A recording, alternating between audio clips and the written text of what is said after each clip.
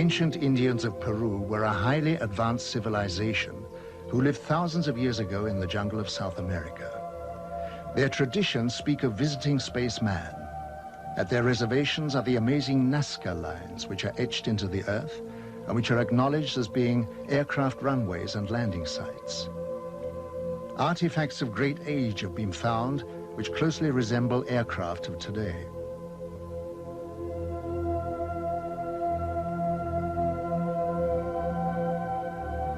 The sensational crop formations of England have generated great interest, and the question has to be asked if there is any connection with the etching in Peru.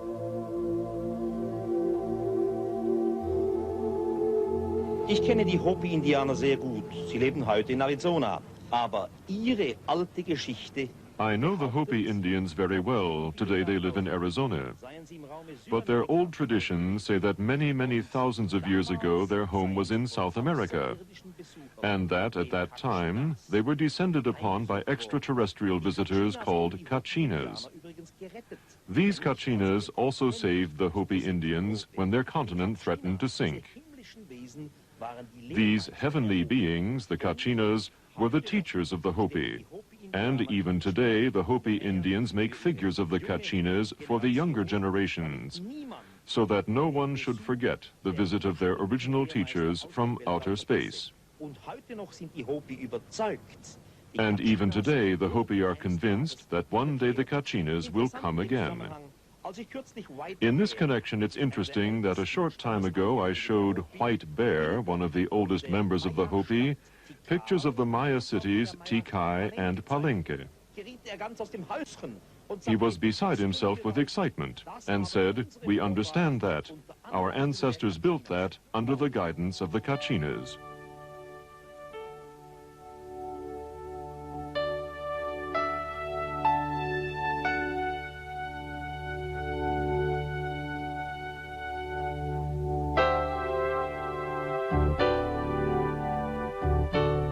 The great energy source of the cosmos can be extracted and focused to form a very potent electrical and magnetic power form. It is a power of great destructive potential, and the ability to control it can only be given to those of higher understanding and achievement. Such power sources were built into the Great Pyramids by another race thousands of years ago, when they needed recharging facilities for their spacecraft while on reconnaissance flights around the universe. The units were built within the protective framework of the pyramids to protect them from discovery. As the world focuses on the mystery of the Egyptian temples, our space probes have located similar strange pyramids on Mars. We have the very mysterious structures on Mars, pyramids, and particularly the large humanoid face looking into the Martian sky. All the investigations on Mars with the Viking probes show quite clearly that Mars has been in the past different. The physical makeup points to an ecological system.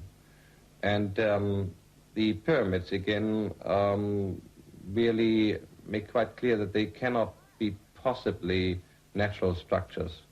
I really believe that they are artificial structures. The human or humanoid face on Mars shows that if there have been visitors in the past, a long time ago, then they were humanoid. The readings of the early Bible told many stories of Earth being visited by heavenly teachers on blazing chariots who gave information of great wisdom. They told of how they had always been in the sky and would return one day. This is one of the prophecies of the Bible, which was taken from the word of the visitors.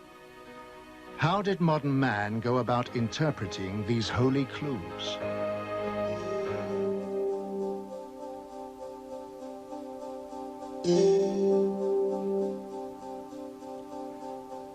So we turned our faces towards the heavens in the hope of finding a deeper understanding of ourselves, to participate in the quest for universal knowledge, and to hold out our hands in the search for possible cosmic neighbors.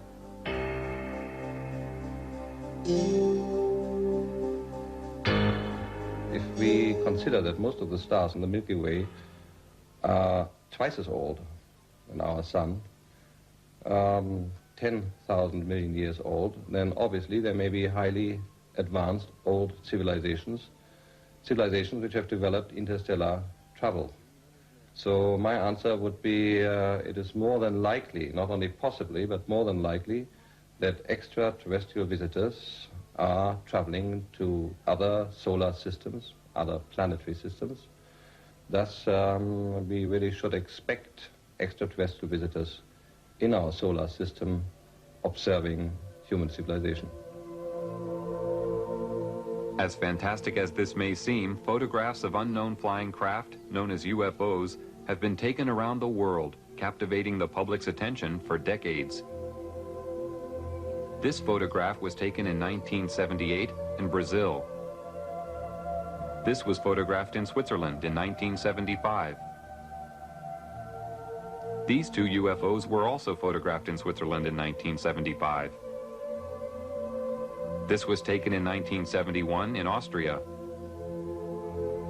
This one was seen in 1987 in Canada. This UFO was photographed in Germany in 1977. This was taken in Colombia in 1971. This photograph of a shiny silver object was taken in North Charleston, South Carolina in 1980. Yet another photograph from Switzerland taken in 1975. This UFO with a cloud-like vapor was taken in 1974 in Denmark.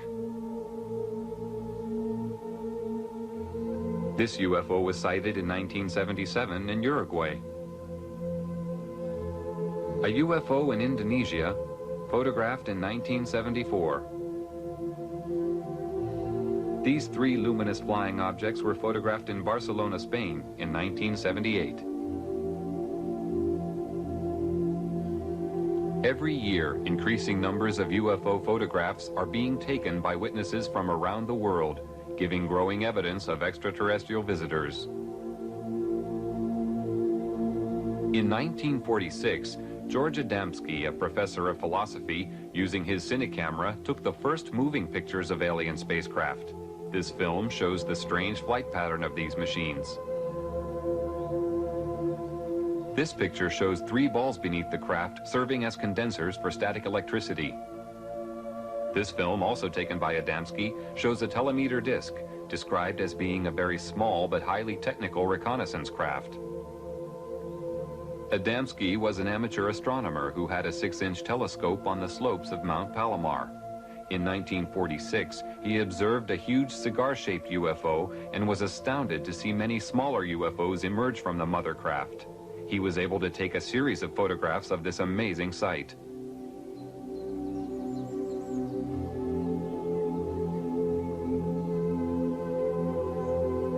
After taking many photographs of these alien flying machines, an event took place which would change the course of Adamski's life. On November 20th, 1952, he had his first contact with a human-looking alien visitor. Adamski was walking in a desert canyon in California when he came face-to-face with an extraterrestrial standing beside a landed spacecraft. The alien told Adamski that the meeting was not by accident and that he had come to give a message. He warned of the danger we were creating by exploding nuclear weapons. He said that the human race had no idea of the very powerful and deadly long-term effects we were creating, which could not only destroy ourselves, but also our planet, and that the continued use of such weapons could eventually endanger our cosmic neighbors. Adamski was asked to spread this message. The alien visitor promised that he would return and meet Adamski at a later time. Adamski was later taken for flights into space, where deeper, more meaningful messages were given to help the human race to understand another point of view of our world. Adamski devoted his time to spreading the visitor's message and was later joined by a Danish Air Force Major, Hans Petersen. Well, you see, after the contact in the desert, George had an inner feeling that this was not the end of it. On one of his flights, made more flights, but one particular he was taking on board a mothership, which is a very, very large ship, who is taking all the other vehicles into our atmosphere. And in there, he met a lot of people, and he met an old man, so to speak, a wise man, who told him a lot of why they were here and what we did wrong here on Earth. And after these experiences, George wrote a book, Inside the Spaceships. In this book, Adamski described in detail the very advanced technology used in the spaceships, including technical information on the magnetic and gravitational propulsion systems, which work on a power found throughout the universe.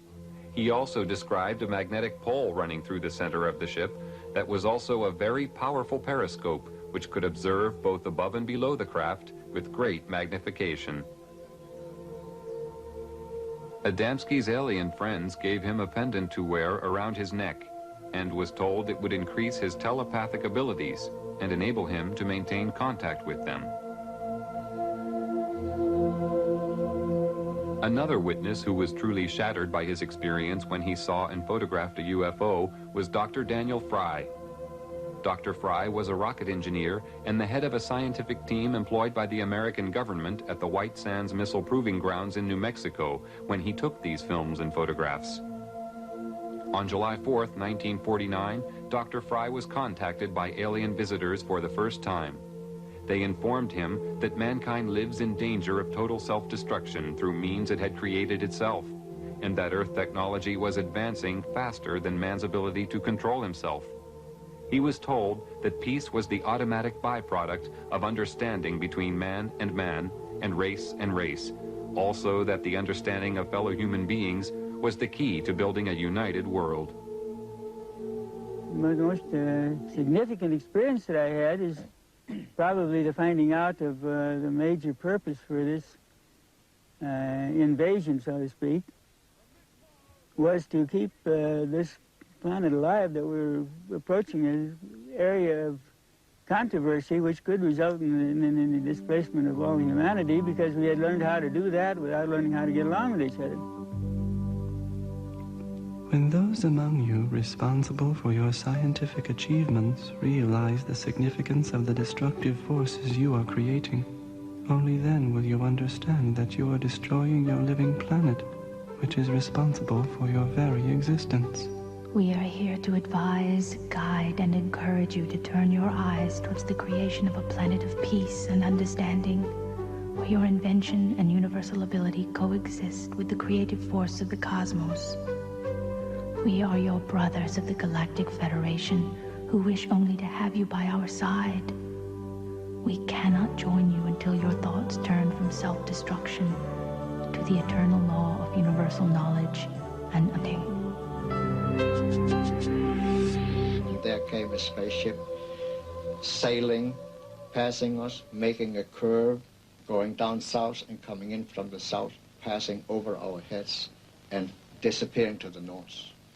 And 1 hour later it came back and passed in low altitude, and it passed the moon, which has come up meanwhile, so you could see it was an Adamski type saucer. I've been so close to them. I have had the telemeter dish, the small flying saucers which are making reconnaissance within 75 meters, 2 of them. I have one being disintegrated on my terrace. I have seen flying saucers, the George Adamski type, within 200 meters in front of my car. I have seen 2 flying saucers land, both cases with my wife, so I had a witness. The founder of the German UFO Society, Carl Veit, is also a publisher of UFO books. For decades, he has published books written by contactees. Many years ago, he had the foresight to realize the value of the information. There were 12 of us sitting in the garden, and the pictures were shown by this television man. And I explained them again as well as I could. And in the middle of my explanation, the baby daughter, she was the youngest member of this family, called out, "Daddy, what is that?" and pointed up. We were all looking at the screen, and then we also looked, and there vertically above us, or nearly vertically, there was a wonderful large UFO, rather low. Of course, we were all amazed. We gazed up, we waved, and in a way gave thanks that they had come during the UFO lecture and wished to greet us, or to say, "Yes, we are here, the ones you're talking about."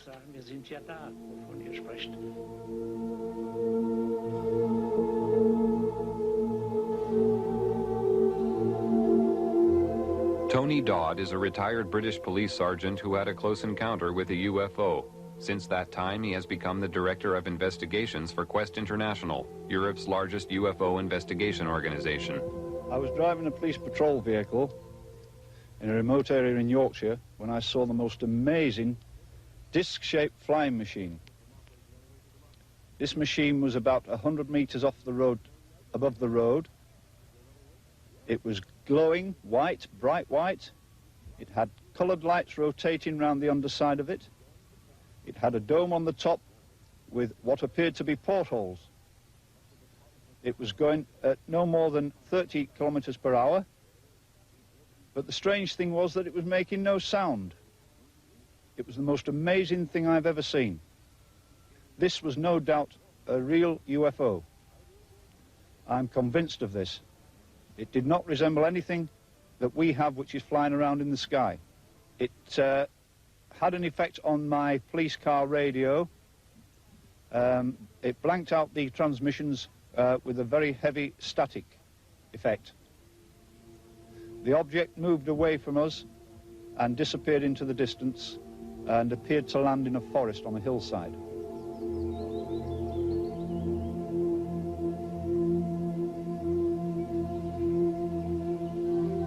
George once told me that they work in all countries, all over the world. And they live among us, they have jobs.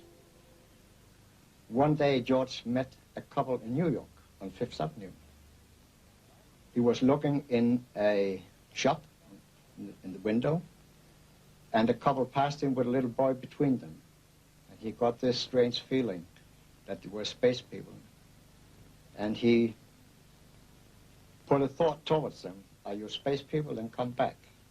They turned around and came back and said, your thought is correct.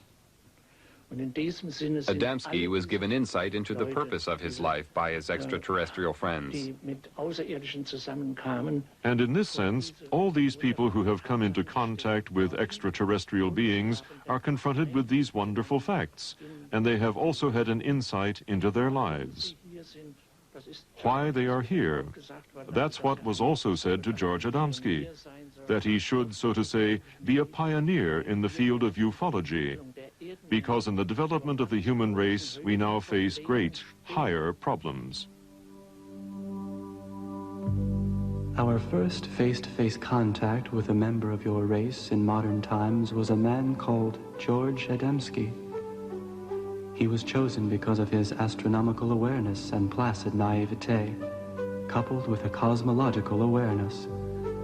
During our contact, he was told many things which he was asked to pass on to mankind, and was forewarned of the ridicule he would be exposed to. He showed high integrity and learned quickly the significance of our intentions.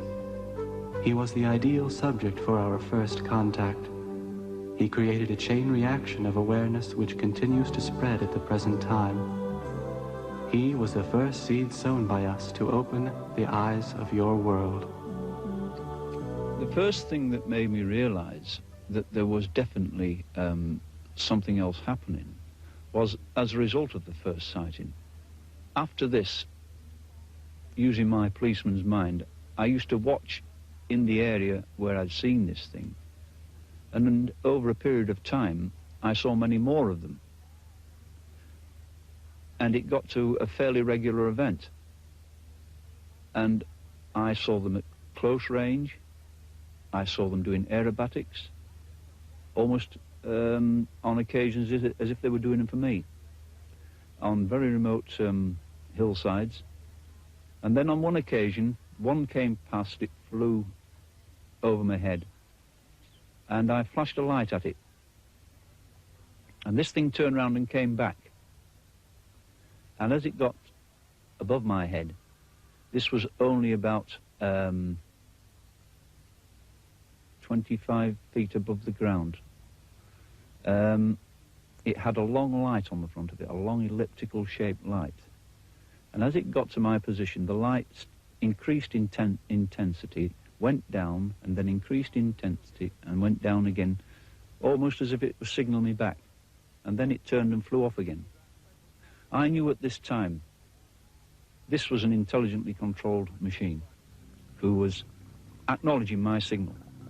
I was certain before this time that there were alien craft flying around, but this particular incident really convinced me of this. So where are our alien visitors coming from? Or is it possible that they've been here all the time? If so, where?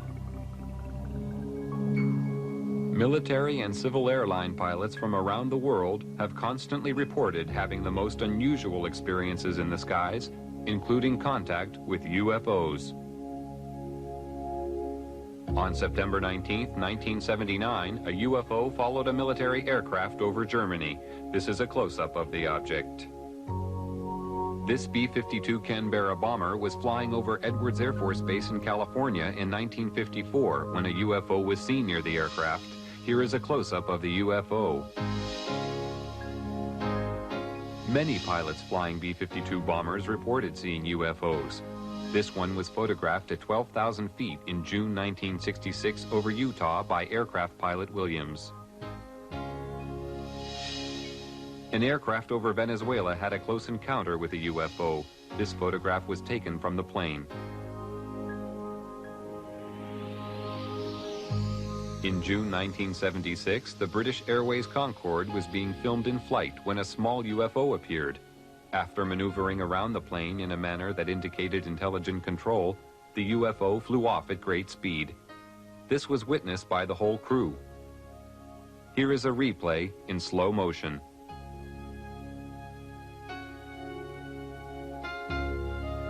Of the hundreds of UFO sightings made by aircraft pilots every year, the most amazing one was filmed from a commercial airliner by passenger Gene Oldfield as the aircraft cruised at 9,000 feet over Stafford, England on April 2, 1966.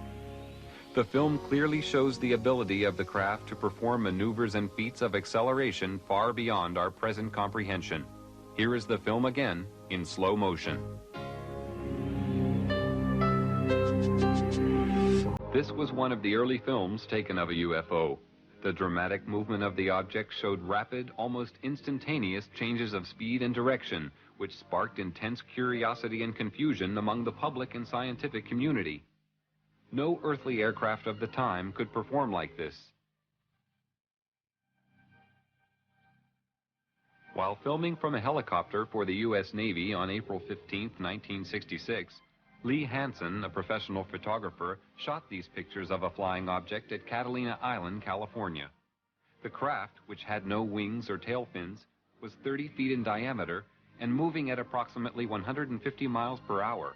No signs of a propulsion system were visible. This film, shot by James Waters in Colorado on July 23, 1963, shows a UFO moving across the sky at tremendous speed, followed by a second one. This is the same film at 1/12 speed. An analysis showed that no earthly aircraft could possibly fly so fast.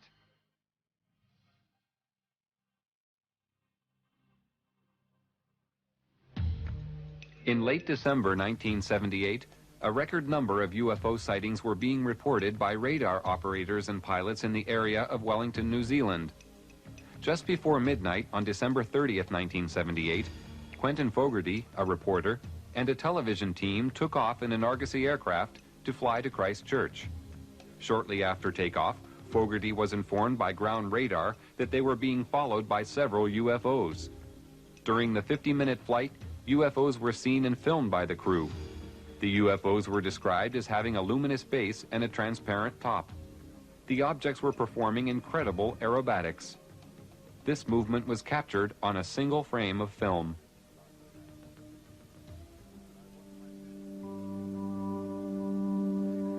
We have been present in your skies for hundreds of Earth years, but because of camouflage devices, you have been unable to observe us. Your cosmic evolution has now developed and the time has arrived for you to ascertain the existence of other life in your universe, resulting in us making our presence known to you. Our choice of contacts has been governed by their spiritual ability to comprehend our manifestations without anxiety or aggression. The movements of our vehicles in the air, which you find so strange, is due to the fact that we have overcome the force which you call inertia and can fly in any direction instantly without experiencing any form of pressure change. Our propulsion systems work on the principle of electromagnetism, where gravity is of no significance. The three spheres sometimes seen below our craft are our drive systems, but can be detached individually to function as surveillance probes. The magnetic pole within the axis of our craft has many functions. It contains periscopic lenses for high magnitude observation and assists in the absorption of static power for recharging purposes.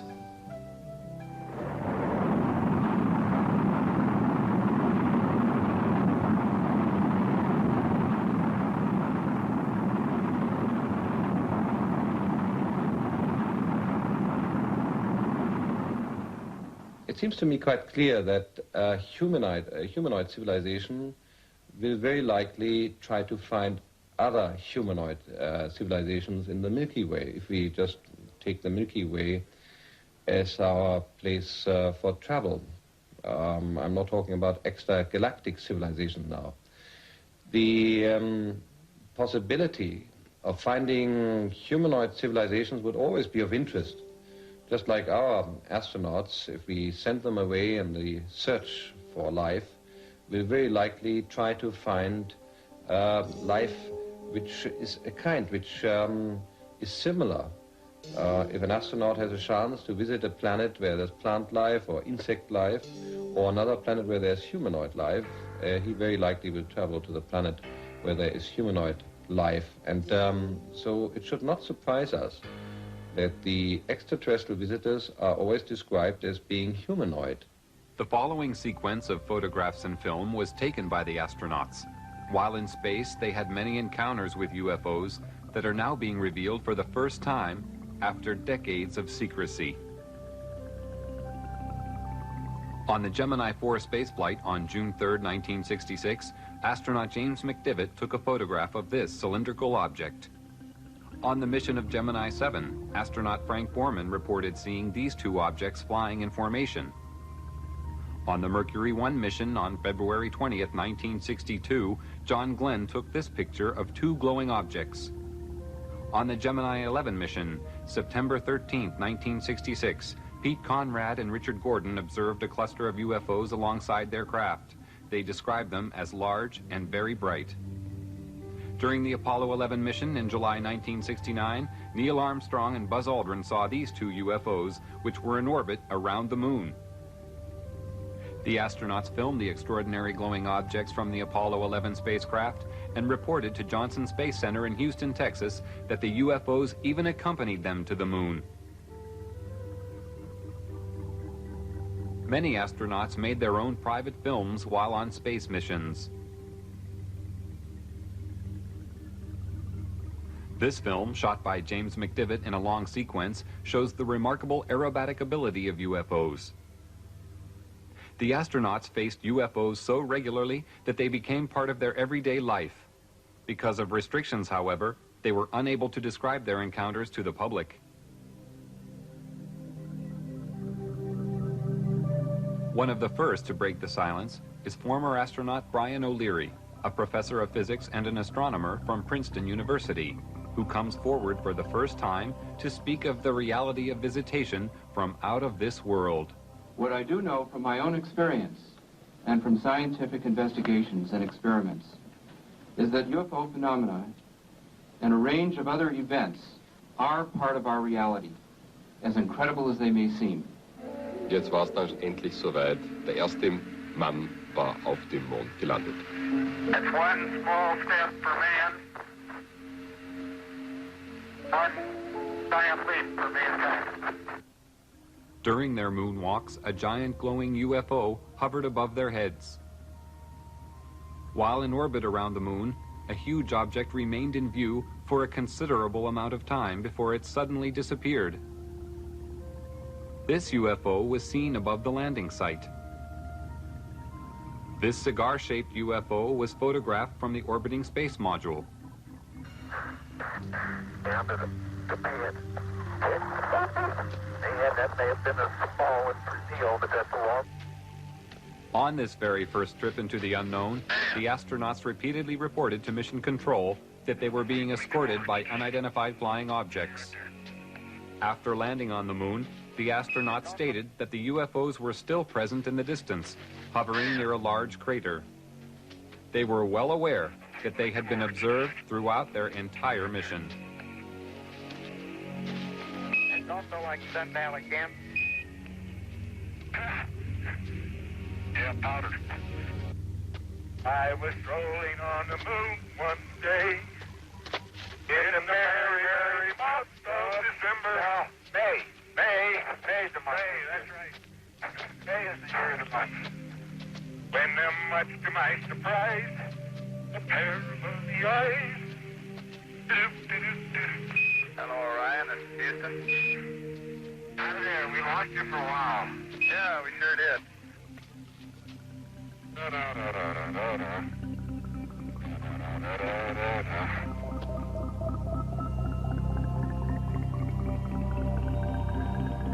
The momentous leap to the moon led to the dawning of the space age. Space travel opened up endless opportunities for mankind to explore new frontiers. NASA's plans are already well underway for colonies to be developed on other planets, beginning with Mars. Very rarely enter the Earth's atmosphere, but on one rare occasion, this remarkable film was shot of such a ship flying at low level over Germany in 1980. The object was seen by other witnesses in a nearby village who reported seeing 3 smaller craft emerging from the larger one. They stated that the craft was at least 100 feet long. This film of a cigar-shaped mothership was taken in Rhode Island, America on June 3, 1967. The leaf effect motion of the ship is common with most sightings. Craft of this size and shape have been reported all over the world. This aerial photo was taken by Inaki Ozis while flying at 8,000 feet in February 1968. Probably the same cigar-shaped mothership was photographed in Texas 10 days later. Over the following few days, an object fitting a similar description was reported by various witnesses.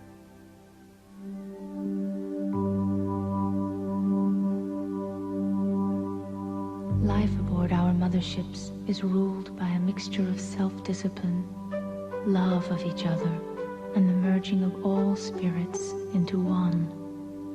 Every need is catered for in respect of rest, recreation, and meditation of the soul. Illness does not prevail, but analyzation and antidotal equipment is always ready in case of unexpected or unknown space microbes attacking the craft or our bodies. Our food is comprised of a rotation of the many choices available on our own planet, but does not include the flesh of other life forms. We do occasionally take the fruit of certain organic trees and shrubs found on other planets, but only when they are known to be totally safe and pollution-free. Our water on the craft is produced by cosmic conversion. All byproducts are disposed of by the disintegration of the composite molecules.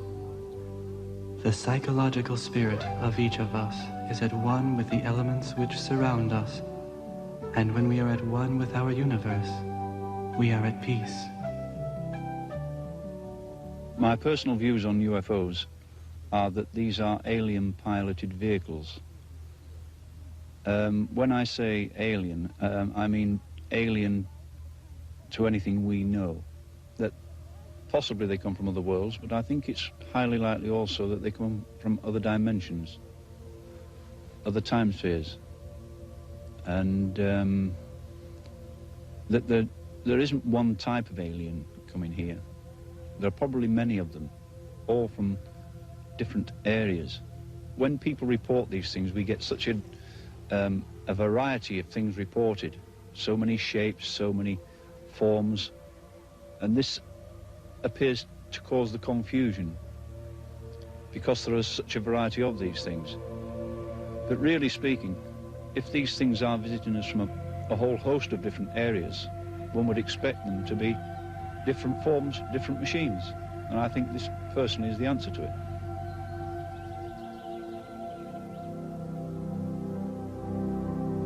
Meanwhile, we scan the skies with optical and radio telescopes of great power, which penetrate the universe for 15 billion light years, watching, listening for signs of intelligent life.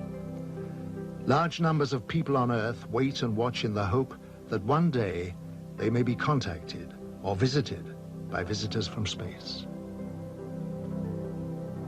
In Russia, a large crowd of people who had gathered to watch a famous singer being filmed saw more than they had bargained for when a UFO suddenly appeared above their heads.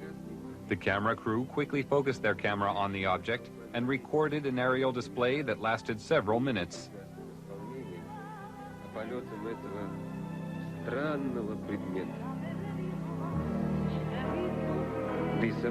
The crowd found this more intriguing than the singer.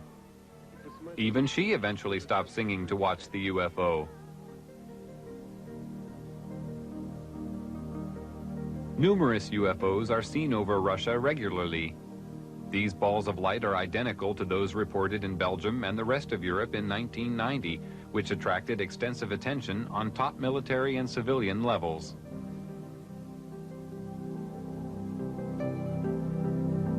In April 1990, this cigar-shaped UFO was filmed over Russia by an amateur. These flying objects are now acknowledged by the Russian military as being alien flying machines. The nucleus, the authentic nucleus of the UFO phenomenon must be our research field, and that is certainly worthwhile.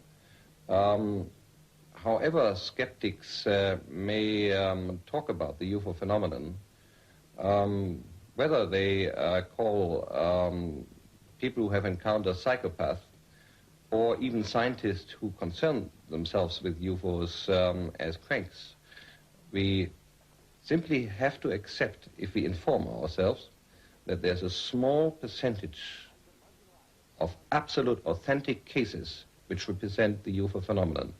And we must continue to investigate this nucleus. It will be worthwhile.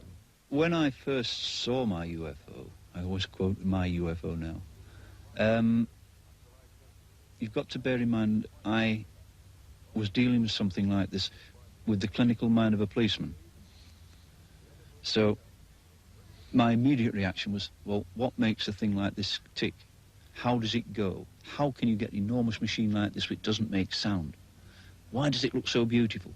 Why did I see it? Why was it there? There are so many whys. And I knew I had to find out answers to these things. It was very, very difficult. There was no easy way of finding an answer to something like this. But it seemed to me that things naturally came my way. I started to receive reports from people as it became known I was interested in this subject.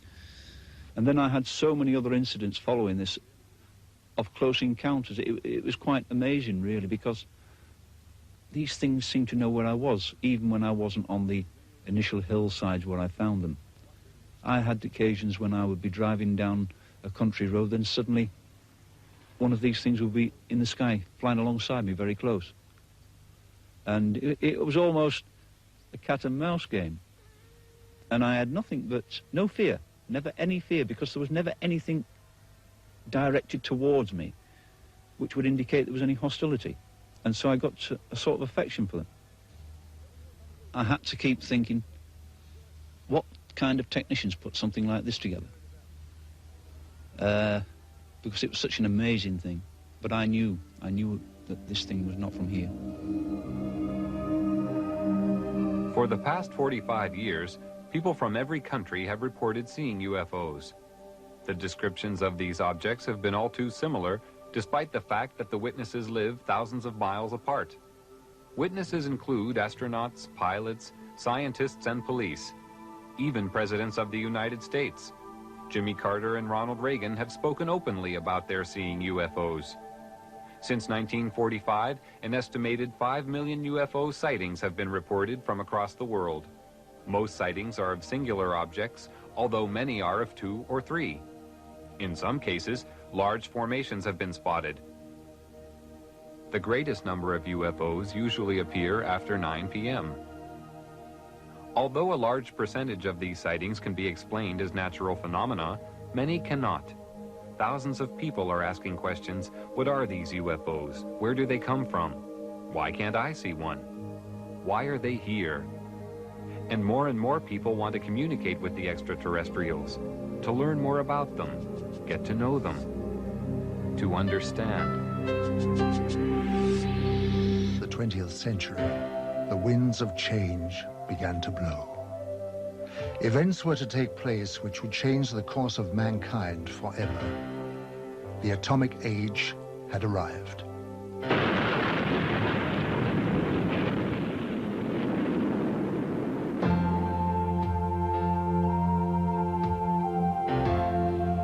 As man detonated weapons of immense power, lights started to appear in the sky in a way that suggested that something was following the course of events.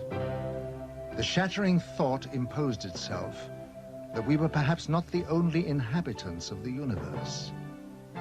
Since the beginning of civilization, we had been watching the stars, never dreaming that they, in turn, might be watching us. History was about to change.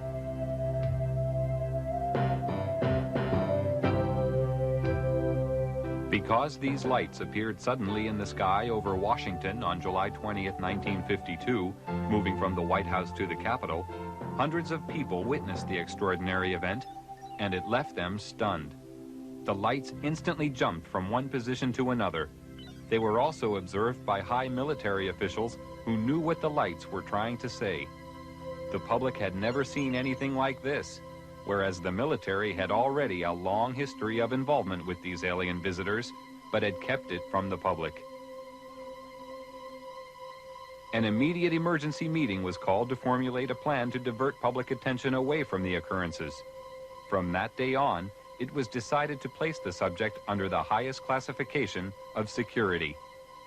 Then came the first announcement to mislead the public made by Chief of Air Intelligence, Major General John Sanford. We can say that the recent sightings are in no way connected with any secret development by any agency of the United States. From that day on, the biggest secret of the century began. How did it all start?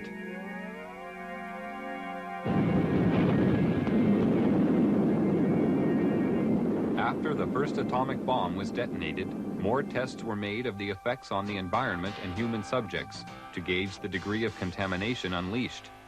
No knowledge of the devastating long-term effects existed at this time.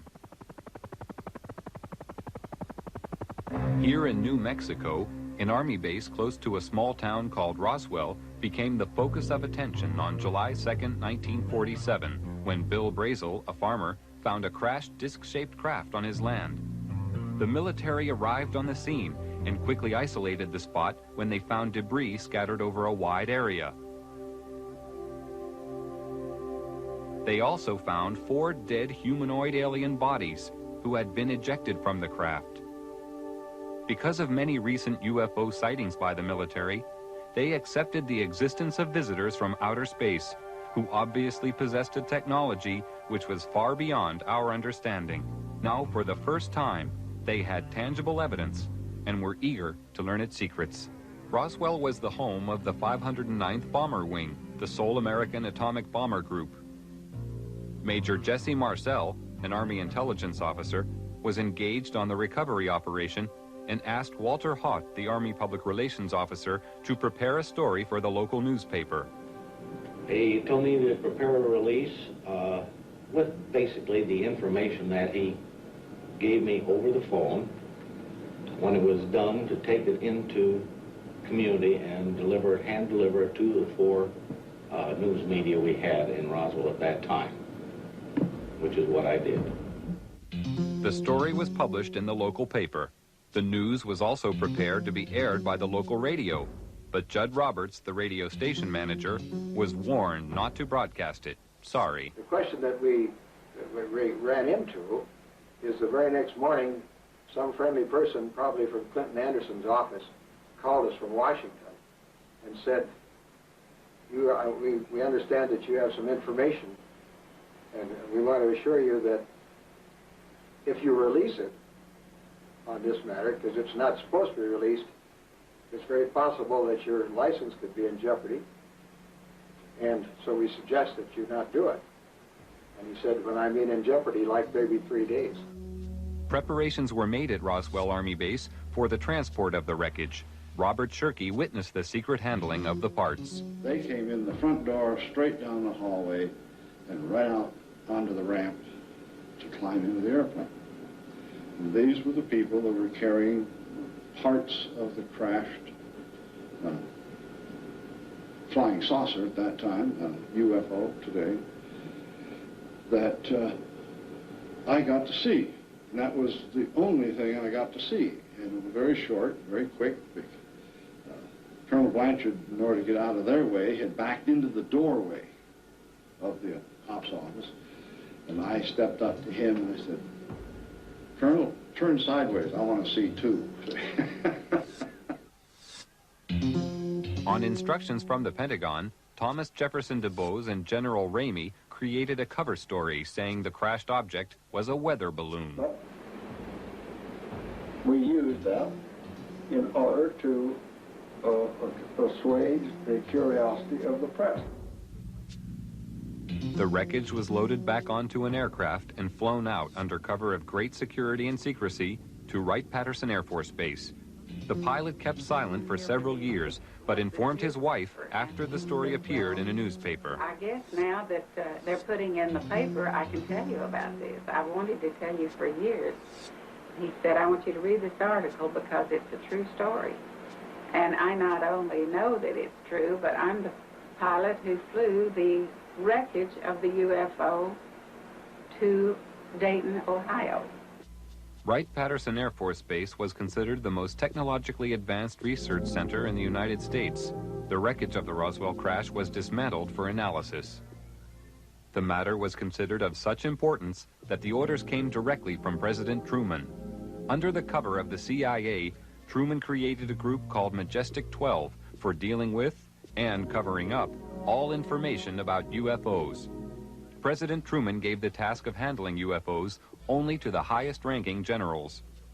After the Roswell crash, a special group of scientists was formed and facilities built to be prepared to deal with any further UFO crashes which would occur. Wendell Stevens was a lieutenant colonel in technical intelligence in the U.S. Air Force and is now a UFO investigator. Now having an extraterrestrial vehicle and some bodies in their hands, didn't know when the next one would come down, where they came from, what they were going to do about it. There were a lot of unanswered questions. And the United States was in a turmoil at the time administratively because we were shifting from a war economy and a military-industrial command structure to a civilian structure. So the military was still dominant, and they wanted to keep control of this until they knew what was happening. So they created, and remember, General Marshall was our Secretary of State at the time. He was a four-star, a five-star general. These people selected certain representatives from the military-industrial complex that they controlled, generals and admirals and certain scientists that worked with the military and worked with industrial planning. These men were designated as a task force to take charge of any event that followed. And one did. Almost a year later, on the 25th of March of 1978, the next one came down, 1948, the next one did crash, and it came down under observation by radar, so that we knew where it landed at the time that it struck the ground, and a helicopter was over it in less than an hour. It reported what it observed, and the plan generated by these people from the military-industrial complex after the Roswell crash was immediately put into place. All of the generals and admirals and advisors and scientists were contacted and ordered to proceed to a base in Colorado, where they were picked up and driven to the crash site. Now, all of these men have gone to the scene to see for themselves what an alien vehicle looks like, and they were going to advise General Marshall directly, who was controlling everything from remote position from telephones, on how to proceed. And when an operation is that big, you can't cover everything up. We discovered that the owner of the property where the vehicle came down was arrested in his house with his family, and they were kept in the house for 4 days, not allowed to go outside or anything. All the roads in the area were blocked. All access was closed. People that lived close enough to know something about it were kept in their houses. Now, if it never happened, then this evidence wouldn't exist. But now we are finding solid evidence that something strange did happen, and that these events actually took place. Then we found people who observed the recovery of the craft from a distance, that saw the task force moving across off-roads over country to a secure military facility at Los Alamos. And with these leads, we were able to turn up other witnesses, all of whom had been sworn to secrecy by their superiors at the time they participated in these events. And only a few of them would talk to us, and only on condition that they not be identified because of their vulnerability. What happens in a case of violation of security oaths of this nature, they could lose all pay and allowances due or ever to become due. They could be imprisoned. They could be fined a lot of things that none of them could stand. Through Secretary of State General Marshall, the security of the UFO situation was intensified. A closer relationship developed between the military and Majestic 12. As time passed, the power of Majestic 12 grew stronger.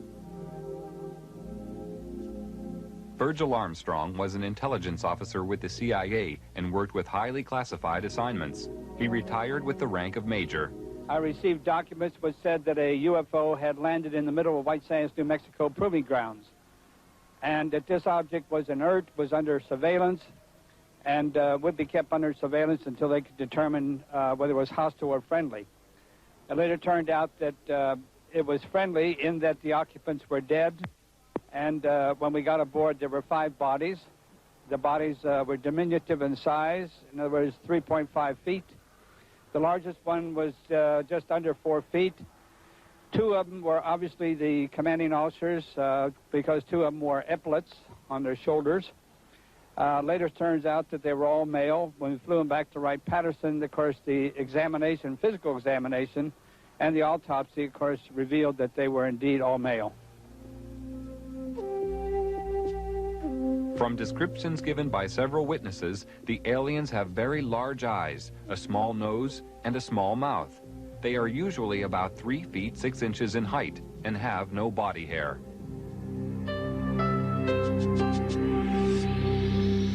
Ordered a heightened level of security after the capture of a live alien from a UFO which had crashed.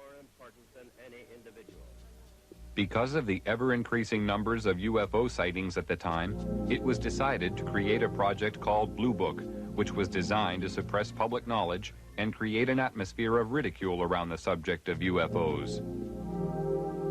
Professor J. Allen Hynek was a professor of astronomy and an astronomical advisor to the United States Air Force on their UFO educational program.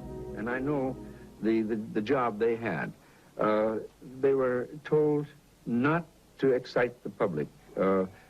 Don't rock the boat. And I saw it in my own eyes happen that whenever a case happened that they could explain, which is quite a few, they made point of that and let that out to the media.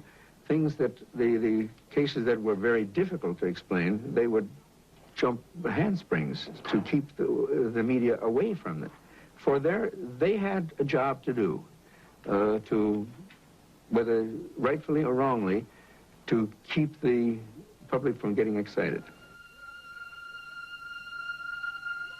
A live alien was captured in 1948 after a UFO crashed in America. He refused to communicate for 1 year and was given the name EBE, or extraterrestrial biological entity. He later began to communicate and gave details of his home planet.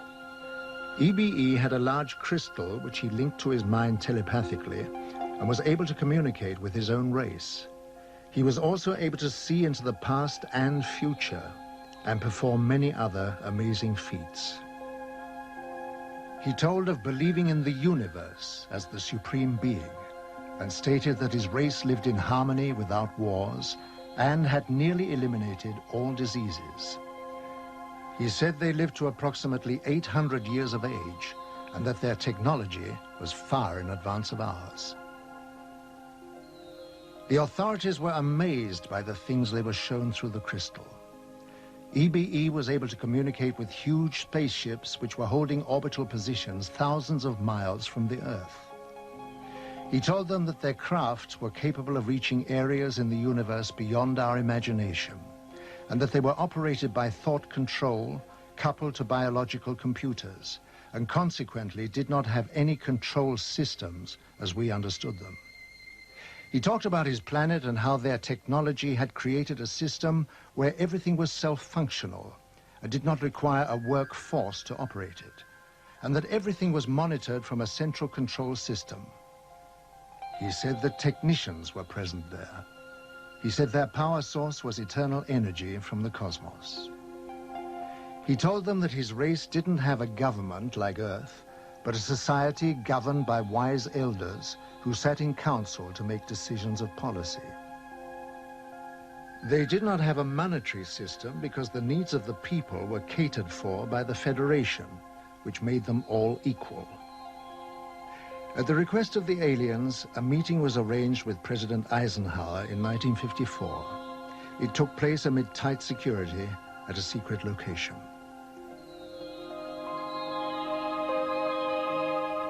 At this meeting, negotiations took place regarding the permitted presence of the aliens on Earth.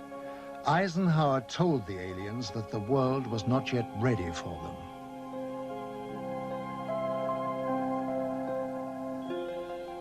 Eisenhower witnessed an alien demonstration of technology and power at Muroc Dry Lake, which is now called Edwards Air Force Base. I believe we made a deal, and the deal was that in exchange for super technology, super weapons technology, we would agree to ignore the abductions that were going on. He made it more military-oriented than, say, a civilian president would have. And it's this, I think, that has let his actions let the real power of the executive office slip through the hands of the president into MJ-12. The President of the United States does not have a high enough clearance to know the whole thing. And it's interesting to note that above top secret, there's 38 levels of clearances. Eisenhower is the last president to have a full briefing on the alien problem. There was a disdain of elected officials throughout the intelligence and military communities, and they just didn't like the elected officials. So every president since then has not had high enough clearance to know the whole problem. Now they know there's aliens, they know we've recovered saucers, and they know that we're trying to get technology. But there are certain other things which probably only about 25 people on the face of this earth know. When coming down to Earth, it ceases to be free space, with systems to monitor every move. I happened to see flying saucer on several occasions on the radar. I even intercepted with 4 jets in '55 and it was clear to me that the saucers we intercepted could hear what I told the pilots, because they reacted on my instructions to the pilots. It was one day when one of my people in the radar called me and said, Major, I was captain at that, Captain, we have something on the screen which passes with a speed of 18,000 kilometers per hour. Impossible. Nothing could fly with that speed. I went out there, yes. They were passing with 18,000 kilometers per hour. All of a sudden, after some while, they did not pass anymore. They were stationary around the field. And they came and they left without we could see it. All of a sudden they were there. All of a sudden when the sweep came around, they were gone. I contacted the operations officer and the station commander. They both came out and they wouldn't believe me. I said, give me 4 aircraft and I'll intercept them. Okay. Sometimes there were about 20 objects around the field, and sometimes we were down to a few. It was fog, and therefore a lot of people afterwards said, oh, it was inversion, but it was not. It's proven afterwards it could not be inversion, which is a meteorological phenomenon. So at 11 o'clock, I had 4 jets at the runway, and at 11 o'clock, the fog lifted so we could take off. And I ordered the 4 jets to take off. In that moment, there was 12 objects around the field. And when I said you are cleared for takeoff to intercept unidentified flying objects, 10 of them went away. Right when the sweep came back, there was only 2 left. One 10 miles north of the field, one 15 miles south of the field. I sent the 2 aircraft to the north and the 2 aircraft to the south. 2 aircraft to the north came first, and I said, your boogie, which is the object, is 12 o'clock straight ahead. 12 o'clock, distance 5 miles, altitude unknown. Do we have it in sight? Gone. Came the next one. When it came up, I said, your boogie is 12 o'clock, range 5 miles, altitude unknown. Do we have it in sight? Gone. So it was clear they could hear what I said. But while the visitors monitor our every move with their superior technology, being technically advanced does not always ensure their own safety. This was proved by the UFO crash in the Kalahari Desert in 1989. One of the most documented cases of all time referred to a 60-foot wide spacecraft which was forced down on the border of South Africa. This craft impacted with the desert at high speed, causing a crater 450 feet in diameter and 36 feet deep. Official military documents reveal that the craft entered South African airspace at 1:45 p.m. on the 7th of May 1989 and was intercepted by 2 Mirage jet fighters. Because the craft failed to respond to communication, one of the fighters was ordered to attack the craft with an experimental laser cannon. This caused the craft to lose altitude and crash. After the craft was retrieved, it was removed to a secret Air Force base. And on arrival at this base, it was found a door had partially opened in the side of the craft. Hydraulic pumping gear was brought to the scene, and the door was forced open. When this was done, 2 aliens staggered out of the craft, and it was found that one appeared to be seriously injured. They were immediately arrested and removed to a medical center, where a medical team was sent in to try to assist. The authorities at the scene entered the UFO, and hieroglyphics were found inside the machine, alien hieroglyphics, of course, and various items of electronic equipment were also removed from the craft.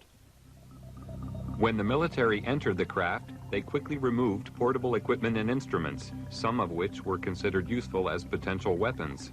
This was not certain at the time, but was clarified after scientific investigation. Also found aboard the craft were a series of hieroglyphics, which indicated that the aliens had a written form of communication. The writing gave the impression of an alien alphabet, but it is not known if any of the scientists present were able to understand its meaning. Data found on the craft were stored on a system of silicone slides. It was obvious to everybody at the site that they were dealing with a very advanced technology, including the propulsion system. As more and more alien technology comes into the possession of our scientists, more understanding is being gained about the physics involved in producing propulsion systems capable of taking man deep into space. Years have passed since the beginning of the UFO era. The veil of secrecy has remained to keep the public uninformed. Despite the suppression of information, millions of people throughout the world are still seeing and reporting the presence of UFOs in our airspace. And many more millions are now firm believers in the presence of extraterrestrial flying machines. They know that UFOs exist. I think what has happened over the years, the government has lied so much that they have painted themselves into a corner, and it's almost impossible for them to tell the truth today. The biggest secret in the history of mankind, and the government is not going to let this out. There is no way to get anything out under the Freedom of Information Act. In Russia, the subject of UFOs is now out in the open. Marina Popovich is a retired Russian cosmonaut and fighter pilot. During her military career, she was twice awarded her country's highest military order, Hero of the Soviet Union. She is now one of Russia's leading UFO researchers. 10 years ago, people only made jokes about this subject. Now the attitude to UFOs is very positive. The majority, 80%, think there is extraterrestrial intelligence and that this intelligence is trying to establish mutual contact with us. Now cosmonauts and pilots are more willing to report their contacts with UFOs when they have taken place. Unlike the rest of the world, the Soviet Union has an openness about the subject of UFOs. They even have a monthly television program devoted entirely to it. In the near future, university courses will also be available to study the subject. Several Soviet generals have already stated that there is no question as to what UFOs are. We know they are alien spacecraft. Technology has advanced rapidly over the past 50 years for all the world to see. But in secret locations, amid tight security, the true advance of technology is hidden from public knowledge. From one such location came the stealth bomber. This futuristic aircraft is the only type known which has the ability to fly into radar-protected areas unobserved, almost without sound, to perform whatever task is necessary. The technology used in the production of the aircraft is a giant leap forward from conventional technology, and the question has to be asked, where did it come from? At one super-secret US government test facility situated in the Nevada desert, strange glowing lights are regularly seen performing aerobatic displays which are far beyond the capability of our known aircraft. They seem to be intelligently controlled. Can this be yet another example of some secret, very advanced technology, or are the authorities hiding some exotic foreign contrivance? Here at Area 51, also known as Dreamland, is the most highly protected and secret facility in the whole of the United States. Bob Lazar, a physicist, worked on special projects within this complex and felt compelled to reveal what he saw. They are actively and have in their possession alien spacecraft, and they are actively undergoing analysis and flying them. They set up and produce their own gravitational field. Just as the Earth holds all matter down, they produce that same field, but out of phase, and it repels itself. The effects that can cause, the way in which everything operates is by all intents and purposes, magic. I mean, it is so far beyond our level of technology. Why is such technology available only to the few and not to the whole of mankind? Have we the right to know? Are we ready for it yet? Or is the race for technological advantage more important? Why keep a secret about probably one of the most important events in history, that there's been contact from an alien civilization? It's a significant event in history, more significant than anything. With the tremendous distances involved, travel to the stars would seem impossible. But with man's endeavor and resourcefulness, these problems will be overcome as they always have been in the past. Scientific estimates tell us that there will be a breakthrough in space travel in the near future. When the boundaries of distance break down, the Earth will become our home, the universe our world.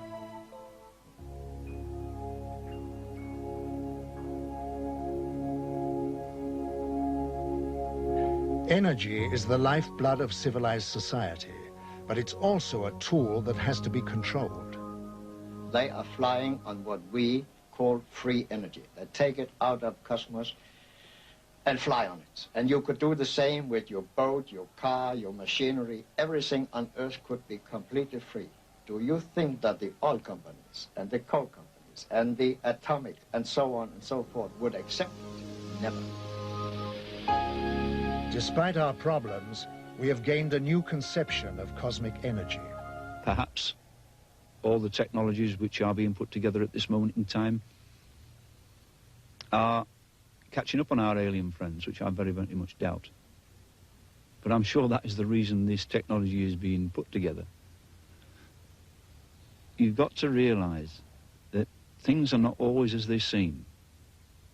And once we can get out of this thinking, out of this box we're in, that there is something more than what we are being taught, what we have learnt. There are things outside the scope of this.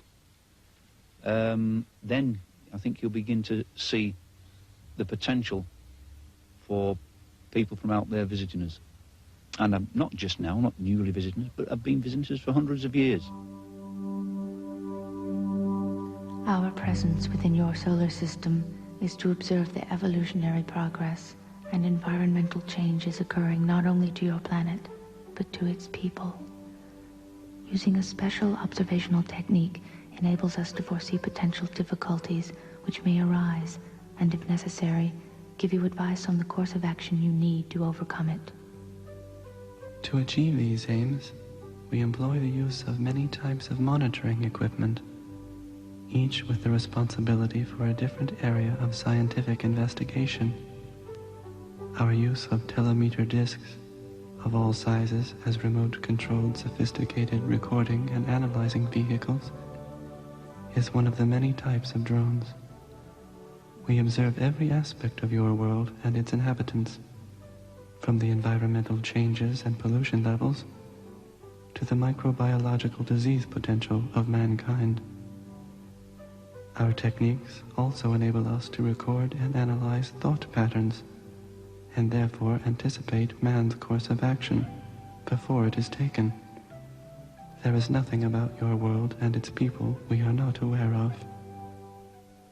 In the last few years, there is an evolution in the whole extraterrestrial problem. An evolution so far that the sightings and the encounters become more concrete. We accumulate more and more cases where we get more and more information. More information is released by the governments. We know now that there was a cover-up for so many years. We have always speculated about this cover-up. Now we have proofs. We know that the secret services, not only in the United States but in other countries, have really fooled the public.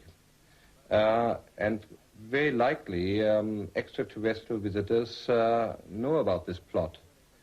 And it is not surprising that in the last years more concrete information is released. Probably this may be a preparation for official contact. Perhaps it's in the interest of extraterrestrials to establish contact because humankind is in a very difficult position. This does not imply that we must depend on extraterrestrials to save our planets. We have to do it ourselves. But nevertheless, we are in a phase where we possibly take the next evolutionary step, a step that is so important because it will decide whether we will survive or simply vanish. A circular, shiny object passes in flight. You think to yourself, So the stories are true. What should we do?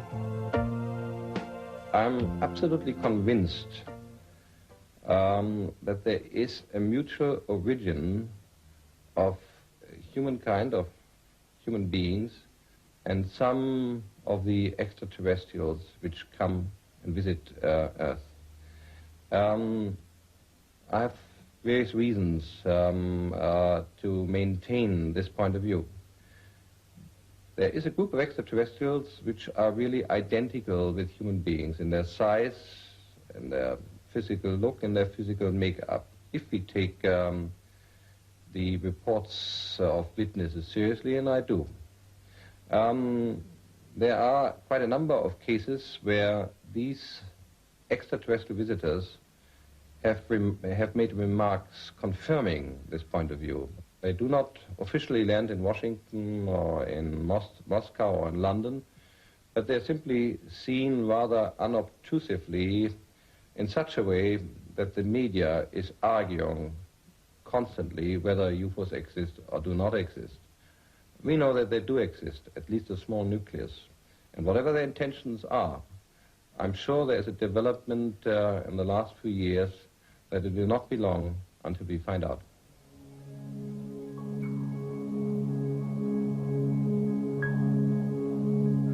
Are the spaceships announcing their presence by leaving their footprints in the cornfields? If so, how? The cornfields of England, home of the amazing phenomenon known as pictograms. In 1990, 1,200 complex symbols appeared in southern England. Some showed a remarkable resemblance to carvings found on ancient monuments. One opinion is that they are a message from spacecraft. Another is that it is energy coming from the ground, reacting with energy from space. All agree it is intelligently created and possibly connected to the nearby stone megaliths. The pyramids, one of the 8 wonders of the world, are monuments to a forgotten civilization. But how did they achieve such feats of engineering? And why are there identical structures on Mars? It is said that the pyramids were built by another civilization for the purpose of containing energy devices to exchange cosmic energy. The pyramids acted as a focusing device to focus energy on the planet at the zenith, which is in exact alignment with the Pleiades. Some people have had contact with beings from the Pleiades who told them that they were here to help us. When asked, "Why do you help us?" they said, "We would like to tell you about the importance of cosmic law, to live by it, not to neglect it. The greatest gift to yourself is to understand yourself through cosmic law. In our world, we give our children this understanding so that they will have a richer life. We come from throughout the whole universe, and we will reveal ourselves to you more and more until you come to understand the universal language." My first encounter, I was determined, if it took me the rest of my life, I was going to find out that day what I had seen that day, and I have never let up from that moment in time. And it has been worth every minute and all the money I've spent on it, because now I'm a far wiser person than I was when I started. I know things now which I would have never known had I not got involved in this thing. That there is a far higher force out there operating than we could ever conceive. And that they're here amongst us. They come and go as they wish. They are watching us, guiding us, and directing the direction we go in. Of that there is no doubt.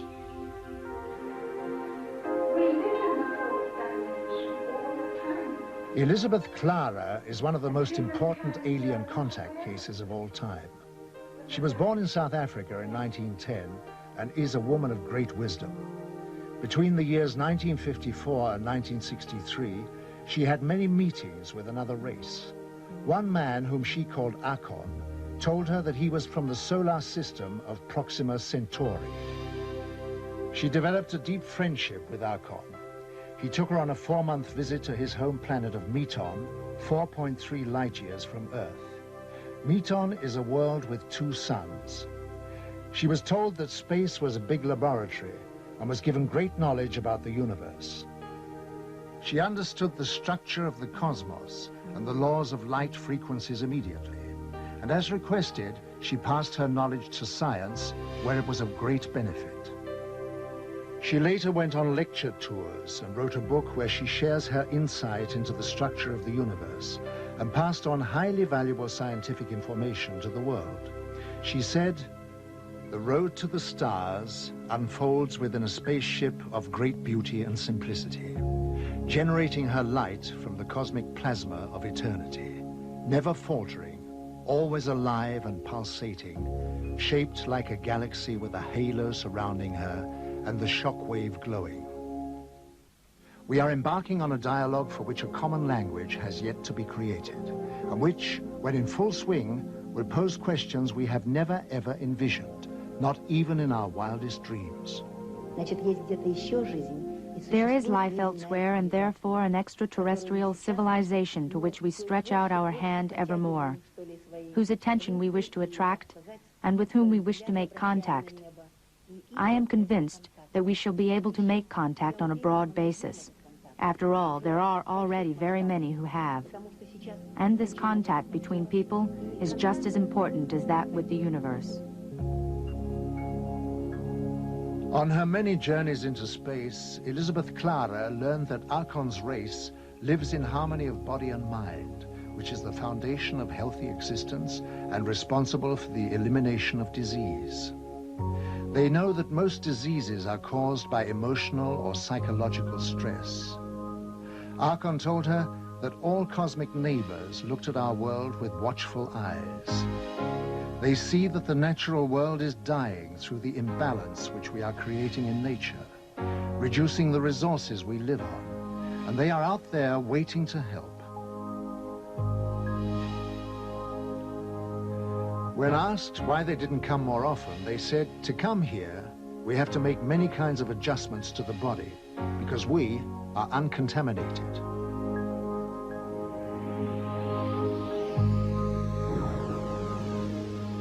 This spacecraft was seen coming out of the sea near the Canary Islands.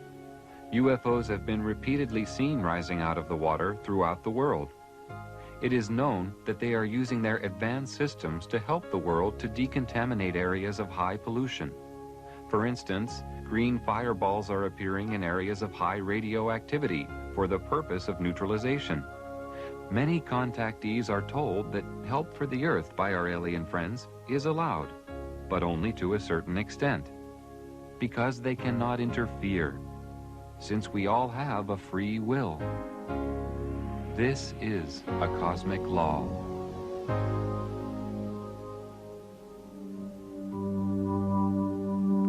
Life in our own planet is different to what you experience on Earth. We have long overcome the negative aspects of aggression, jealousy, and power. Although we are very advanced by your standards, we lead a simple life of love, mutual respect, and harmony, each integrating with each other in a like manner, conforming to the cosmic law of mutual harmony. Our family unit is the integration of like souls, which is a form of higher love beyond your comprehension. Children are born of these family units to evolve into even higher levels of understanding. Partners are not tied to each other as with your earthly rules. The merging of auras of the twin souls is a bond of such love and understanding that rules are not necessary. We do not have rules as you understand them. Law is a code of conduct. We do not require a code of conduct as you perceive it. Age is of no consequence to us. We merely exist in this form for a term of many times your lifespan, and are then reborn to a higher level. Our harmony with our environmental surrounding is absolute. Elizabeth Clara was brought to our planet by Alcon as a step towards bringing understanding to your race regarding the life and ways of cosmic neighbors. The mutual love which existed between them was a natural harmony of souls. Alcon could not have lived permanently on your Earth because of your contamination. Our recreation is very different from that on Earth. We do not have sports of violent physical contact and do not participate in anything which creates rivalry. One great enjoyment is to use our brain power, either singly or jointly, against what you would call computers. Our music is a combination of vibrations, colors, aromas, and visual effects. But unlike yours, it is of a meditational nature. Difficult. There was no easy way of finding an answer to something like this. But it seemed to me that things naturally came my way. I started to receive reports from people as it became known I was interested in this subject. I received reports in growing numbers until I was receiving reports in hundreds. And then the net spread, and it wasn't to a local area, and then it went to the whole of England, and then slowly but surely it spread until the world came in, and information was being fed from many, many directions, and many, many people helped. And as this information grew and grew, the fact that there were solid objects and other type of objects flying out there, there were other intelligences, became very, very real. There is a wealth of information, documented and otherwise now, of the real existence of these entities, aliens, whatever you wish to put the name on them. The problem is, in our society, there has been a very, very well orchestrated aura of ridicule imposed on society, so that people who were seeing these objects were afraid to report them for fear of ridicule. People in positions of responsibility saw these things, and many have spoken to me, but they always speak in hushed tones behind closed doors. And when you ask them why, they say, well, if I was to make this public what I had seen, I would lose my job. This is the syndrome which has been among society for many, many years. There are more people all the time coming forward.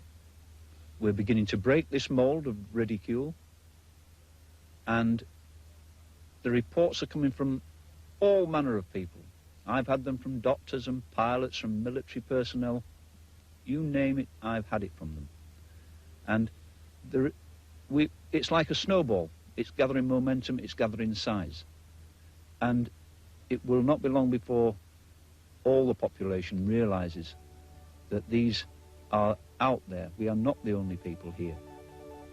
And when the realization of this comes to the front, then I feel that we will all be lifted on a higher level spiritually.